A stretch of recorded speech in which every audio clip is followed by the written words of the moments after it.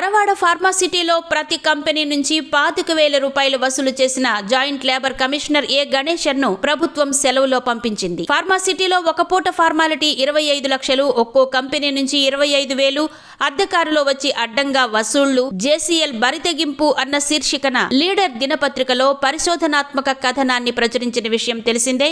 ఈ వార్తకు కమిషనర్ శేషగిరిబాబు స్పందించి గణేశన్ ను సస్పెండ్ చేయడానికి సిద్ధమయ్యారు. అయితే గణేశన్ కాళ్ల వేళ్లా పడి బ్రతిమిలాడుకోవడంతో సెలవుపై వెనక్కు పంపించినట్టు తెలుస్తోంది. తనకు తీవ్రమైన నడున్నొప్పి ఉన్నందువల్ల మే 14 నుంచి 31వ తేదీ వరకు మెడికల్ గ్రౌండ్స్ లో సెలవు కావాలని గణేశన్ దరఖాస్తు చేసుకున్నాడు.